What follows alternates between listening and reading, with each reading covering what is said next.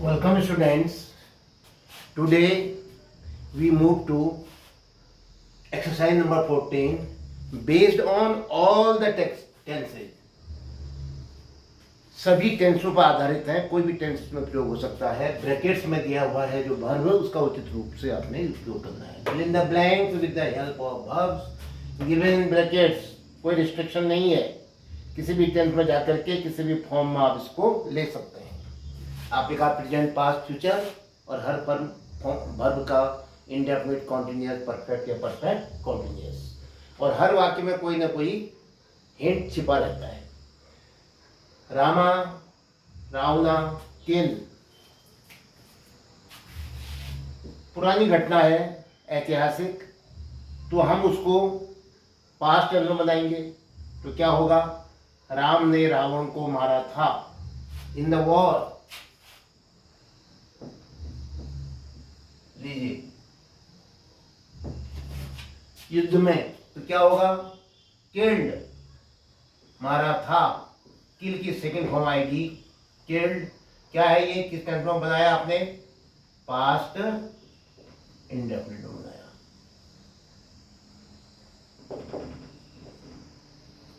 Yes, see a song in the function. Sing in negative नहीं आना चाहिए आपको। उसने फंक्शन में, वो एक फंक्शन में गाना गाती है, ये भी ठीक है। अब इसमें यस्टरडे अगर दिया होता, लास्ट मंथ दिया होता, तो हम सेकंड फॉर्म लेते। सी यूजुअली भी नहीं दे रखा है, ऑलवेज भी नहीं दे रखा है, ऑफन भी नहीं दिया है, डेली भी नहीं दे रखा है। तो क्या करोगे? कई ऑप्शन आपके पास हैं, क्या भरते हो? वह फंक्शन में गाना गाती है। She sings a song in the function, मुझे लग रहा है ये भी सही है।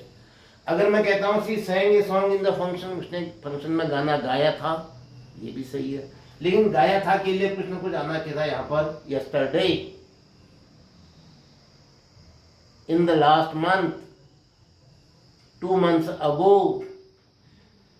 फिर भी हम उसको गलत नहीं कह सकते हैं। चलिए हम प्रेजेंट इंडेफिनिट बनाते हैं। She sings a song in the function, क्योंकि सी के साथ सिंग्स आता है, सिंग नहीं आता है।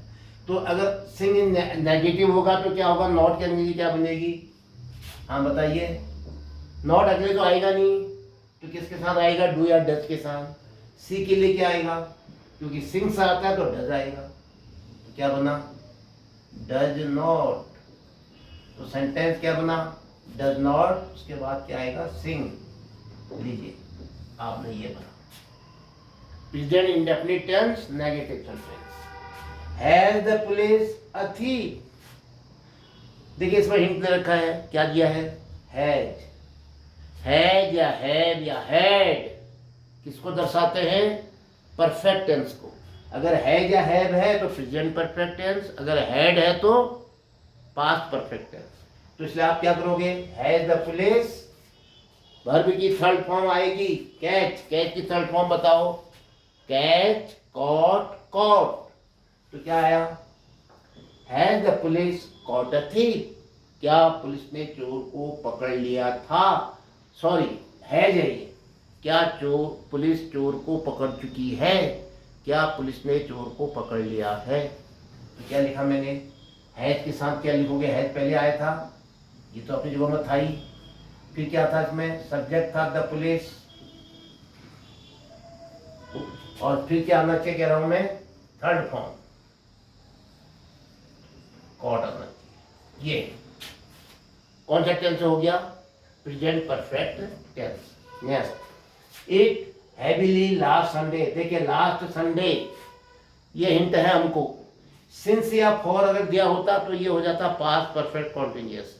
ये तो कंफर्म है कि ये परफेक्ट कॉन्टिन्यूअस नहीं बनना है। तो क्या बनेगा? लास्ट संडे, यस्टरडे पिछली बात है, तो भाई पास्ट इंडेफिनिट में स्टेटमेंट है, वो कोई घटना है, हम उसका वर्णन कर रहे हैं। It rained heavily last Sunday, क्या आया? रेन्ड, सेकंड फॉर्म। कौन सा टेंस हुआ? पास्ट इंडेफिनिट, वर्ब की सेकंड फॉर्म। आई, ये noise in the next room, में अगले कमरे में आवाज सुन रहा हूं। आवाज सुन रहा हूं, सुनना किससे जुड़ा है? हमारे एयर से। सेंस ऑर्गन से। ये तो सही है हिंदी में, मैं एक अगले कमरे में आवाज़ सुन रहा हूँ, लेकिन अंग्रेजी में जो वर्ब सेंस ऑर्गन से जुड़ी होती हैं, आई, ईयर, नोज, टंग, माइंड, फीलिंग, प्राय उनका कॉन्टिन्यूस नहीं बनता है। बोलने में आप बोल सकते हो कॉलोक्वियल इंग्लिश में, कन्वर्सेशनल इंग्लिश में, लेकिन उसकी इंग्लिश बनेगी प्रेजेंट इंडेफिनिट में। मैं अगले कमरे में आवाज़ सुन रहा हूँ कि अंग्रेजी बनेगी मैं अगले कमरे में आवाज़ सुनता हूँ, अंग्रेजी इसकी बनेगी। तो क्या बना? I hear. ये सेंटेंस बहुत इंपॉर्टेंट है, इसका ज़्यादा क्लेरिफिकेशन आप निश्चित रूप से कर लें। कौन कौन से ऐसे वाक्य हैं? The mangoes is testing sweet. आम मीठा लग रहा है, बोलते तो हैं, लेकिन अंग्रेजी क्या होती है? आम का स्वाद मीठा होता है, मीठा हो रहा है नहीं कहेंगे हम, तो क्या अंग्रेजी बनाएंगे? The mango taste sweet. The mangoes taste sweet, ध्यान रखिएगा। आई हियर आपने लिख दिया। My brother 3 kilometre to office daily, ये डेली आया है, यूजुअली आता है, ऑफन आता है, एवरीडे आता है। ये प्रेजेंट इंडेफिनिट टेंस की निशानी है। जाता है, खाता है, लिखता है, पढ़ता है, घूमता है। तो क्या होगा? माई ब्रदर वॉक का क्या बनेगा? वॉक्स, क्योंकि ये डेली दे रखा है तो अपने आप ही वो वर्ब की फर्स्ट फॉर्म आएगी, प्रेजेंट इंडेफिनिट आएगा। तो क्या बना? वॉक्स। मेरा भाई प्रतिदिन 3 किलोमीटर ऑफिस जाता है।